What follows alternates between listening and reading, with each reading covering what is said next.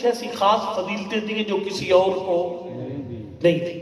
بعض فضیلتیں دی ہیں جن پر کتابیں لکھی گئی خصائص. اب مثلا جناب سیدہ کے اوپر خصائص فاطمیہ کتاب ہے، وہ بی بی کے مخصوص فضیلتیں. اچھا خدمت میں عرض کروں گا کہ مولا کائنات کے اوپر ہے خصائص علی. یہ اہل سنت امام ہے، امام نسائی انہوں نے لکھی تھی. مولا کی مخصوص فضیلتیں ہیں. خصائص حسینیہ آیت اللہ جعفر شفتری نے لکھی، امام حسین علیہ السلام کی مخصوص فضیلتیں. بہرحال یہ ایک مخصوص فضیلت ہے مولا کائنات کی جو پاک پیغمبر نے بیان فرمائی. لیکن اس کو بیان کرنے سے پہلے سوئی کوئی نہ بندہ انشاءاللہ آپ کو میں جگاؤں گا. پہلے پاک پیغمبر کی عظمت مولا کائنات کی زبانی بیان کروں گا، پھر علی کی عظمت نبی کی زبانی، پھر سمجھ آئے گا کہ مولا کائنات کا مقام کیا. ذرا توجہ فرمائیے. نہج البلاغہ میں مولا کائنات نے پاک پیغمبر کی تبلیغ کا طریقہ بیان فرمایا. فرمایا کان رسول اللہ طبیبا دوارا بطب. فرمایا نبی ایسا طبیب تھا جو دوائیاں اٹھا کر مریضوں کے گھر جاتا تھا. اس کو شفا صاحب کہتے تھے. شفا صاحب کہتے ہیں کہ محاورہ ہے کہ پیاسا کنویں کے پاس آتا ہے، کنواں پیاسے کے پاس نہیں جاتا. نبی وہ کنواں تھا جو پیاسے کے گھر کے دروازے پہ چلا جاتا تھا. ٹھیک ہے. رسول خدا طبیب تھے اور دوار ہوتے تھے، سنیاسی بابے نہیں ہوتے تھے. وہ دوائیاں اٹھا کر گلی گلی محلے محلے چلتے تھے. کوئی بیمار ہے تو بیماریوں کے علاج میرے پاس موجود ہے. فرمایا کہ رسول خدا طبیبا دوارا بطب. البتہ یہ اپنے بچے جو مدرسے کو میں عرض کروں گا، وہ پھر دو ہتھیار بیان کیے تبلیغی ہتھیار پاک پیغمبر کے. قد احکم مراہمہ وقد احما مواسمہ. فرمایا نبی کے پاس دو ہتھیار تھے، ایک اسطرہ تھا، ایک مرہم. اسطرہ کاٹنے کے لیے اور مرہم جوڑنے کے لیے. سرکار نے فرمایا نبی پہلے اسطرہ نہیں چلاتے تھے. ہمارے نوجوان خطیب جو ہے وہ کئی دفعہ اس طرح پہلے چلاتے تھے. ٹھیک ہے، وہ پہلے اس طرح نہیں چلاتے تھے. فرمایا نبی پہلے مرہم لگاتے تھے. وہ جو عورت بیمار پڑی ہوئی تھی جو حضرت کے اوپر گند پھینکتی تھی، وہ بیمار تھی. نبی اس کے گھر چلے گئے، اپنے اخلاق سے اس کے دل پہ مرہم لگا کر اسے ایمانی معاشرے کا حصہ بنا دیا. لیکن عمر اپنے وہ کینسر بن گیا تھا، اسے کاٹ دیا. فرمایا کو ایس کتے کی زبان کو بند کرنے والا. یہ کام بڑا مشکل ہے بچوں، یہ بڑا مشکل کام ہے کہ کاٹنا کس کو ہے اور جوڑنا کس کو ہے. یہ آسان کام نہیں ہے. قد احکم مراہمہ فقد احما مواسمہ. لہذا پہلے دوائی پہلے مرہم لا کر اس طرح پہلے نہیں چلا. ٹھیک ہے، جو نئے خطیب ہیں پہلے اس طرح نہیں چلانے، پہلے مرہم لگانے کوشش کرنے، بندے کو پیار کے ساتھ محبت کے ساتھ اس کو اسلامی معاشرے کا ایمانی معاشرے کا حصہ بنایا جائے. ٹھیک ہے. بہرحال پاک پیغمبر کے جو ہے یہ تبلیغی ہتھیار بیان کر اور طریقہ تبلیغ بھی بیان کر دیا. لیکن آئیے اب مولا کائنات کی عظمت نبی کی زبان سے جملہ سنیے گا. فرمایا یا علی انت مثل الکعبہ ان الکعبہ توتا ولا تاتی. فرمایا یا علی تیری مثال اسلام میں وہ ہے جو کعبے کی مثال ہے. فرمایا کعبہ لوگوں کے پاس نہیں جاتا، لوگ کعبے کے پاس آتے ہیں.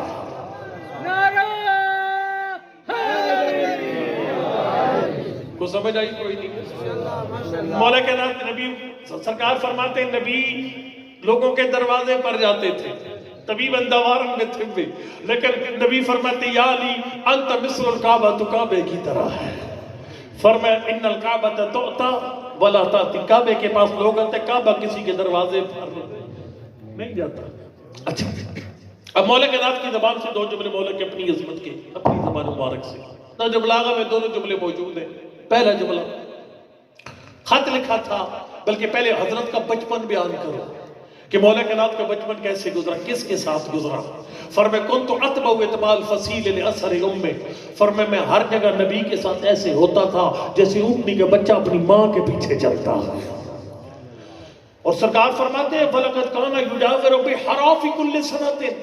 فرمایا نبی ہر جگہ مجھے اپنے ساتھ رکھتے تھے، غار حرا جاتے اپنے ساتھ لے کر جاتے تھے، نبی جب بھی غار حرا جاتے میں نبی کے ساتھ جاتا تھا۔ فرمایا کنت اراہ ولا یراہ غیری، جب مصطفیٰ غار حرا میں جایا کرتے تھے میں محمد کے ساتھ ہوتا تھا، میرے علاوہ کوئی بندہ مصطفیٰ کے ساتھ نہیں ہوتا تھا۔ سرکار فرماتے کنت معہ حین نزل الوحی، جب پہلی وحی اتری اس وقت بھی علی نبی کے ساتھ تھا۔ اب عظمت مولا کائنات کا جملہ اس کے بعد آ رہا ہے، میں اس وقت بھی نبی کے ساتھ تھا جب نبی پر پہلی وحی اتری۔ فرمایا سمیت رنتر، مجھے کسی کے چیخنے کی آواز آئی، میں نے کہا ما ہذی رنت یا رسول اللہ، اللہ کا نبی یہ چیخ کس نے ماری ہے؟ سرکار نے فرمایا ہذی رنت ملی قد ایس من عبادت، شیطان نے پہلی وحی سے گھبرا کر چیخ ماری ہے۔ پھر علی کا قصیدہ پڑھا اور نبی نے کوزے کے اندر سمندر بند کر دیے۔ سرکار نے فرمایا یا علی انک تسمع ما اسمع وترى ما ارى الا انک لست بنبی، یا علی جو میں دیکھتا ہوں وہ تو دیکھتا ہے، جو میں سنتا ہوں وہ تو سنتا ہے، بس ایک چھوٹا سا فرق ہے، اللہ نے مجھے نبی بنا کر تجھے نبی نہیں بنایا، باقی اس نے جو کچھ مجھے دیا وہ سارا کچھ تجھے دیا۔ یا علی یا علی، خالق نے وہ ساری فضیلتیں جو مجھے دی ہیں وہ یا علی تجھے بھی عطا فرمائی ہے۔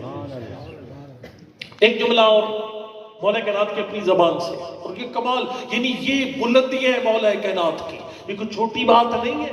یعنی جو میں دیکھتا ہوں وہ تو دیکھتا ہے، جو میں سنتا ہوں وہ تو سنتا ہے۔ اللہ قبلہ آیت اللہ ریشہری کے درجات بلند کر، بہت بڑے عالم گزرے ایران کے، کچھ عرصہ پہلے ان کا انتقال ہوا، حدیث پر انہوں نے بڑا کام کیا آیت اللہ ریشہری نے۔ اور ان کو سن رہا تھا قوم میں، ایک بڑا پیارا جملہ پڑھ رہے تھے، وہ کہہ رہے تھے کہ یہ جو شیعہ سنی میں گفتگو ہے، ایک اختلاف ہے کہ اہل بیت کون ہے۔ بھائی کہتے ہیں کہ اہل بیت میں بیویاں شامل ہیں، لیکن ہم شیعہ کہتے ہیں اہل بیت میں بیویاں شامل نہیں ہیں۔ نبی کے ازواج ہماری ماں محترم ہیں لیکن وہ اہل بیت میں شامل نہیں ہے۔ آیت اللہ ریشہری نے کہا دونوں کی بات ٹھیک ہے، وہ جو کہتے ہیں شامل ہے وہ بھی ٹھیک کہتے ہیں، وہ جو کہتے ہیں شامل نہیں وہ بھی ٹھیک کہتے ہیں۔ اب یہ دونوں باتیں کیسے ٹھیک ہو سکتی ہیں؟ یہ تو تقریباً اجتماعی نقیدین ہے۔ وہ جو کہتے ہیں اہل بیت میں ہیں وہ بھی ٹھیک، جو کہتے ہیں نہیں ہے وہ بھی ٹھیک، لیکن جو منطق والے بچے بیٹھے ہوئے اس تناقض میں شرط ہے کہ موضوع اور معمول ایک ہو یا موضوع معمول ایک نہیں ہے۔ فرق دیکھیے گا کیا؟ آیت اللہ ریشہری نے کہا اہل بیت ہوتے ہیں گھر والے، اہل بیت ہوتے ہیں گھر والے۔ انہوں نے کہا چونکہ نبی کے گھر دو قسم کے ہیں تو پھر گھر والے بھی دو قسم کے ہیں۔ کیا مطلب؟ فرماتے ہیں ایک اہل بیت نبی ہے، ایک اہل بیت نبوت ہے۔ اہل بیت نبی اور اہل بیت نبوت اور ہے، کیا مطلب؟ قبلہ نے فرمایا ایک ہے بیت النبی، ایک ہے نبی کا گھر، ایک ہے نبوت کا گھر۔ نبی کا گھر کون سا ہے؟ وہ کمرہ جس میں پاک پیغمبر کی قبر، گارے اور پتھر سے بنا ہوا کمرہ جس میں پاک پیغمبر کی قبر مبارک ہے، وہ ہے بیت النبی۔ ایک اس گھر والی اہل بیت ہے، ایک ہے بیت نبوت۔ بیت نبوت کیا ہے؟ قرآن جو ہے نا، قرآن کو سمجھنا آسان نہیں ہے، مطلب ہے اس قرآن کے ایک اپنا انداز ہے چیزوں کو بیان کرنے کا۔ یہ جو قاری صاحب پڑھتے ہیں، بچوں کو پڑھاتے ہیں کہ وَرَتِّلِ الْقُرْآنَ تَرْتِیلًا، اس کا ایک ترجمہ تو یہ ہے نا قرآن کو ٹھہر ٹھہر کر پڑھو۔ ایک اور ترجمہ بھی ہے کہ قرآن پاک سے نتیجہ لینے میں جلدی نہ کرو، حوصلے کے ساتھ ابال نہیں کرنا، آرام آرام سے قرآن نتیجہ دیتا ہے۔ اب ایک دم قرآن کی آیت میں لا تقربوا الصلاۃ، نماز کے قریب مت جاؤ، اگر ادھر ہی بریک لگا دو۔ قرآن میں اللہ نے منع کیا نماز پڑھنے سے، بات ختم ہوگی، نماز ہی کوئی نہیں۔ لیکن من تم سپارہ پڑھو گے تو نتیجہ نکلے گا۔ لا الہ پہ بریک لگا دو، کوئی عبادت کے لائق ہے ہی کوئی نہیں، اللہ پڑھو گے تو بات سمجھ آئے گی۔ قرآن پاک میں جلدی نہیں کرنی، ٹھہر ٹھہر کر پڑھنا۔ قرآن کا اپنا طریقہ ہے، قرآن کا میں اس کو ایسے کہتے ہوں، قرآن جو ہے چیزوں کو موٹر وے کے طریقے پر نہیں بیان کرتا، وہ مظفر آباد والی سڑک کے طریقے پر بیان کرتا ہے۔